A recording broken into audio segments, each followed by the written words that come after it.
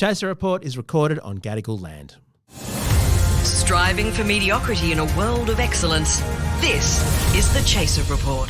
Hello and welcome to the Chaser Report with Dom and Charles. Hello, Charles. Hello. And we've got another comedian who's performing at the Sydney Comedy Festival and has just come out of a run in Melbourne, I believe. Ivan Aristeguieta. Ivan, welcome back. Hello, Dom. How are you guys? Hello, Charles. Right.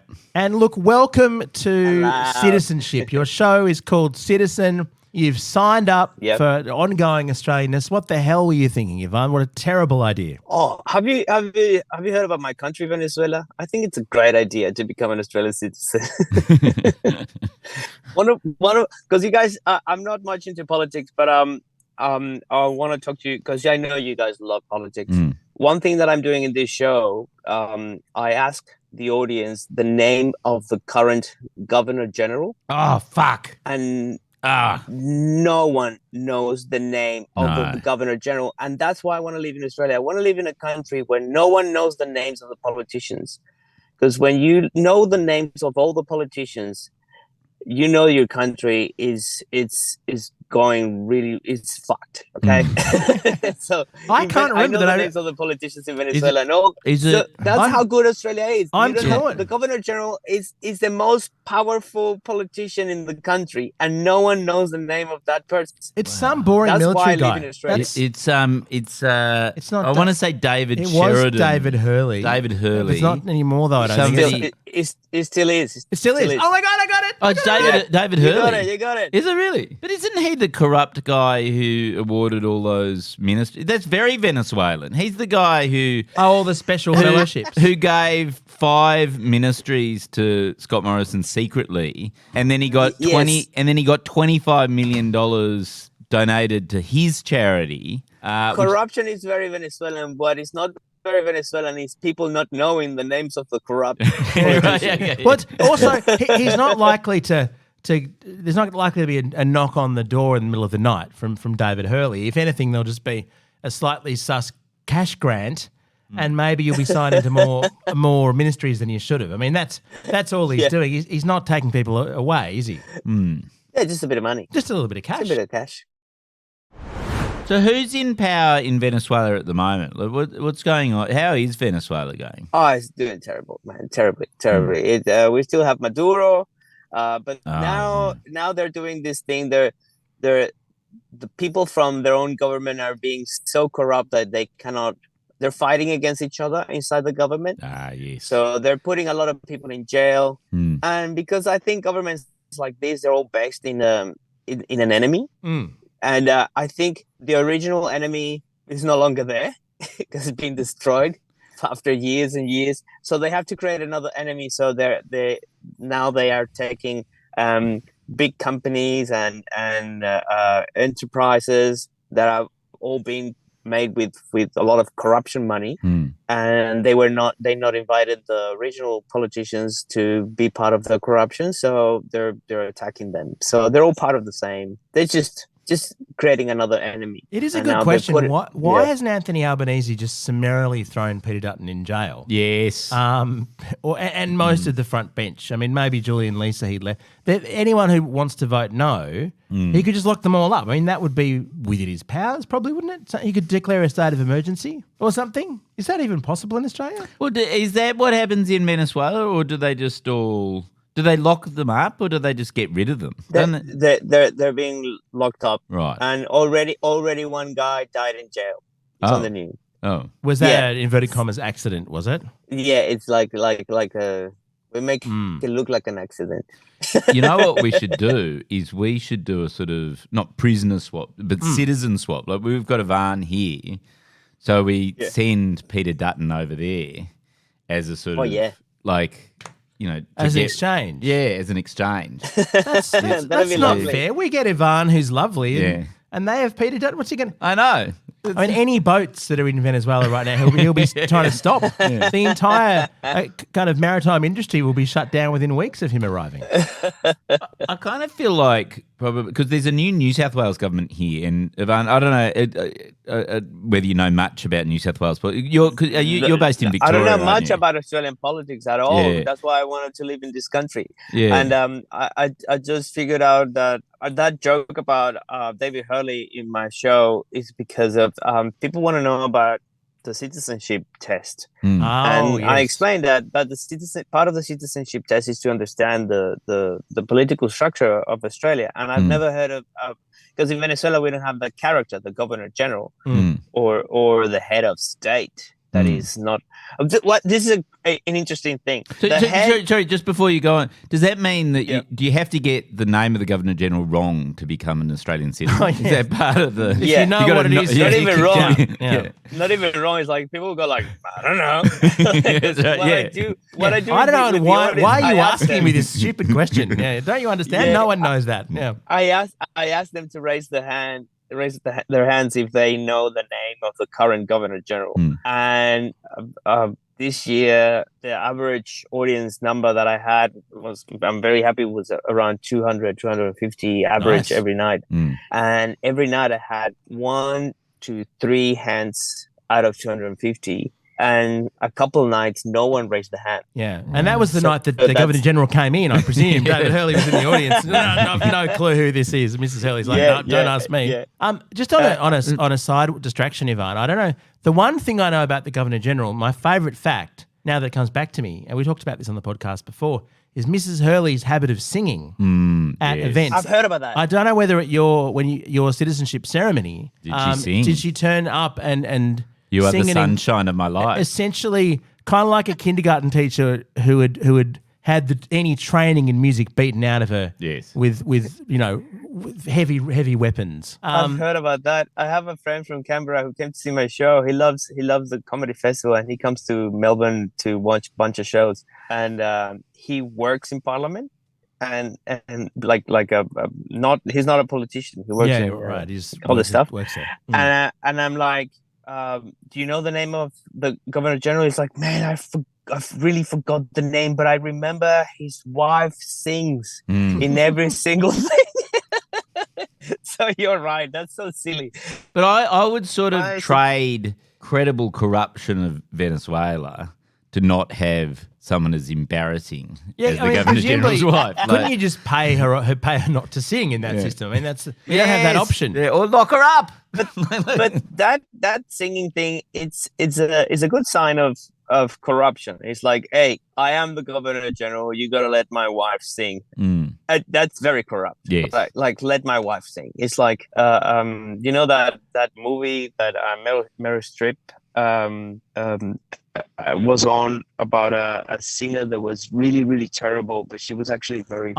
She was a millionaire. I know who you mean. Florence Foster Jenkins or something like that. It's a very funny movie. She had a very rich husband who just thought she was wonderful, and so kept paying for her to have these concerts, and she was awful. And I think it's Florence Foster Jenkins. Yeah, like and she played Carnegie Hall. Yeah, he just booked out Carnegie Hall, and I think the husband was tone deaf, and it was like a giant. Yes. Well, it's a fair point. Like someone should just interrupt one of the concerts and say, "I'm sorry, was there a merit-based recruiting process for this position?" If people are going to do bad singing at a public event, they should advertise the position. So, but what else is in the citizenship test? Oh yes, what else have you had to learn? Because my wife did this as well. And I must say, I didn't get everything right. Okay. One thing that I've learned. So if you wanna check it out, there is a podcast by the Immigration Department called Australian Citizenship-Test, Our Common Bond. And it's 4 episodes. Hang on. I don't want you cross-promoting a podcast as entertaining sounding as that. You're going to just eviscerate our numbers. But also, surely, at the point where you figure out how to... So go on the website and don't listen to the podcast. Download a PDF. Can I just say, Ivan, at the point where I presume the first episode begins with, okay, you've managed to download this podcast about our common bond. Mm-hmm. The secret code to avoid the test is like Canberra, type that into the browser and you're fine, because this is all you need to do. Okay, who's listening to this thing? No. So there's a few things. For example, the things that I've learned. I didn't know that if you're not a citizen, you cannot work in the public for the Australian Public Service or the Australian Defence Forces.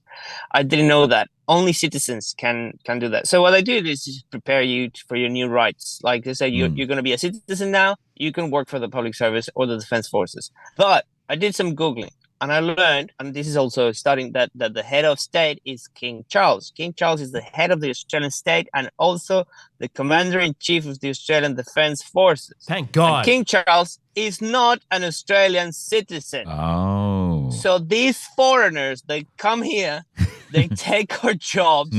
Fucking bullshit, mate. Fucking the irony about immigrants and foreigners doing the job of Australians, and you have King Charles being the commander-in-chief of the Australian Defence Forces. Well, now that you're I'm just going to leave that there. You could be the next king. I mean, why not you? What is the... You live here. You're miles ahead in terms of eligibility as far as I can tell. Yeah. I'm a citizen. I can't... Another thing that I've learned about King Charles, he doesn't have a passport. Oh, I've heard this, about the old Queen, yes. Because he issues the passport, so he is the passport. I mean, that is a bit stupid, right? Like, if I hand out lunch vouchers, that doesn't prevent me from myself having a lunch voucher. I can't go, I'm the lunch voucher guy. I can't possibly give one out. So so every time he goes through Heathrow, is he one of those annoying people who don't have their paperwork? Look at the face. Look at the face. Yeah. And they just hold up the line. Look at me. Because he's going, I'm allowed to just get through. And it's like, no, where's your paperwork? But also the Heathrow immigration's the worst in the world. Like the questions they ask you. And I'm just like, my people left this country for a very good... I'm not going to overstay my visa. I'm getting out of here as soon as I can. But if I remember from my wife's citizenship ceremony, there's a bit in the oath, and I think in the paperwork too, where they say you have to defend Australia if called upon. I mean, is this something you might have to do? Do you have to defend Australia now? Well, I think there's ways of defending Australia now. If I'm with foreigners that are not citizens and they make fun of Vegemite, I've got to say, oi. Yes. Oi. Yes. Vegemite is the first savory thing that any Australian baby has ever tried. When you try salt for the first time, you're going to be in love with salt. Yes. And then it's a memory. So if you're saying, hey, Vegemite tastes like burnt plastic with salt, it's like saying to Australians, your mum is ugly. Yes. So yes. So that's what it means by defend. That's how I defend Australia. Yeah, that's good. Yeah.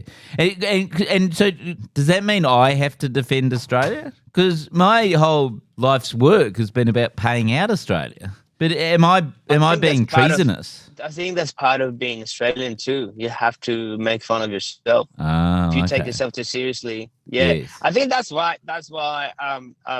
my comedy is welcome in Australia, because I make fun of Australia, but I don't say I make fun. I say I pay tribute to Australia. Actually, this is a fair point though, because we were never asked to be Australians. I mean, it's not as though we had any say in the matter. We just got born. We had the misfortune to be born in Australia and therefore required to defend it. No, we didn't agree. I mean, Ivan signed up to it. Yeah, but Ivan was pointing out that, it's actually defending Australia is about saying Vegemite actually tastes good. Like that's the extent to which he defends. Or when people say, Australia, that's massively racist, isn't it? And you go, no, not massively, just very. It's not quite, it's not massively. It used to be massively. It's now very. And if they keep improving it, it'll get down to a little bit. Yeah, so exactly. Did you have to do racism training courses to become Australian enough? Yes. Or were you naturally racist already? Or how did you do that? So I think the way of doing it is just do it like Australians do. You say, welcome to Australia. The sun is fucked. The animals will kill you. We're a bit racist. That's all you have to say when you welcome foreigners. It's on the coat of arms, isn't it? Yeah. Yeah, sun is fucked. Well, the citizenship test is by its nature racist because it's given in English. Right. There's no actual reason why. If you bring your, 80-year-old grandmother over to live with you who you're going to look after, who doesn't speak a word of English, there's no actual reason why she needs to learn English, except that I think the Liberals decided that this needed to be a thing, the citizenship test, as a subtle way of saying people who don't speak English shouldn't really get to be citizens. Mind you, it's probably lucky because your 80-year-old grandmother-in-law now can't get a job in the public service, which is probably a good thing, both for her and the public service. Do we want? Well, so my in-laws come from India, so their English is far superior to the Australians. That's right. Exactly. They would basically... They know more words. Yeah. Exactly. The Chaser Report. Now with extra whispers. So you're taking this around the country. Have you had any pushback to, like, you announce, I passed the citizenship test. Do you get any people sort of who aren't welcoming? What do you mean? Are there racists in the audience? Are there racists is in it the like audience? a bus? Yeah. Is it like a standard Australian bus where someone gets up and just does a rant? No, well, I think there might be racists in the audience, but not against Latinos. Yes, of course. A friend asked me, "Have you ever experienced racism in Australia?" I was like, "Well, never, but I've experienced. I don't know how to say. Maybe third-party racism." I did a corporate show ages ago. And after you do the corporate show, sometimes they invite the entertainer, in this case myself, the comedian, to sit down in one of the tables to have dinner with them. And it was the like the bosses and their partners and their family, and one lady told, "Oh, you're very funny. We like you. No, not like these Muslims." Oh, right. Wow. Okay. Yeah. So it's not really a great compliment, is it? But she had a very ethnic accent, like a Wog accent. And I'm like, but she sounded Italian or Greek, or I don't know. But I was like, come on, you come from a family of immigrants, and then you're saying this. I don't understand. Yeah. I mean, so I've experienced. That's the only moment that I actually saw racism, like, right in front of my face. Like, and the great thing about that, I guess, Ivan, is that because Australians probably know absolutely nothing about Venezuela, yes, where the ignorance really comes in and helps there. There's just such misinformation that people are just kind of going, okay, this guy doesn't seem like he fits any of the bad groups that I'm irrationally scared of. Probably fine. Good on you. Bring your whole family wherever they come from. I am very lucky to be also part of the positive stereotypes group. Oh, it's yeah. like, oh, the sexy accent, you speak Spanish and you like flamenco and so there's something about, I don't know. Thank you, Ricky Martin and Antonio Banderas, for what you've done to my stereotype. And I'm like, it's just an accent. So Ivan's show, Citizen, is playing the 13th and 14th of May at the Sydney Comedy Festival, and then the 18th to the 21st of May at the Brisbane Comedy Festival. Ivan, have you got any plans to take it any further afield into the, let's just say, even less accepting and tolerant parts of Australia? Is that something that's happening here? Yeah, I'm going to Newcastle. To Newey. Oh, lovely. Oh, dear. Okay. Yeah, I'm going to Newcastle. I think it's on the 24th. We're going to be in Brisbane at the same time. What time is your show? Oh, great. My show is, I believe it's 8:30. I don't even know there was. So there's now a Brisbane Comedy Festival after the Sydney one. Yeah. Gosh, it's really backing up, isn't it? Yeah. So the Brisbane Comedy Festival is a bit long, so it's doing overlaps with Melbourne and Sydney and Perth Comedy Festival. Really? Yeah. What? Yeah. So they've just gone as just an endless comedy festival. Yeah. Okay. That's sort of a joke in and of itself, isn't it? Yeah. All right. Well, Ivan, I hope you don't regret becoming a citizen. I hope so too. What I understand, though, just quietly, is that if you are ever called upon to, like, militarily defend Australia, it is possible to renounce citizenship. Apparently, it's quite easy. Oh, really? Okay. Yeah. Charles and I can't do it because we don't have another one. But in your case, just jump ship, mate, if you need to. Can I maybe get in on... I have another one. So I think I'm going to get rid of the Venezuelan because I'm also Spanish. My family's from Spain. Oh, my God. So it's an EU European That's an EU. What the fuck are you doing here? here? Can you marry one of us? Yes. It's a good passport to have. It is. We look at these immigrants coming here with their superior passports and rubbing them in our faces. And their sexy accents. Yeah. I have the 3 passports and I play with them as they were when I was a kid, my He-Mans or my G.I. Joes. And I got the Venezuelan going, let's dance some salsa, drink rum. And then the Spanish going, let's cook something with garlic and olive oil. And the Australian, shut up, you fucking Mexicans. Okay, I think with that you've outstayed your welcome. Thank you very much, Ivan. It's been so nice having you back on. All the best with the tour. So good talking to you guys again. Big hug and see you in Brisbane. Yeah. See you then. Go and see his show, Citizen. See you. And thank you for joining us. Our gear is from Road. We're part of the Iconoclast Network. See ya. See ya.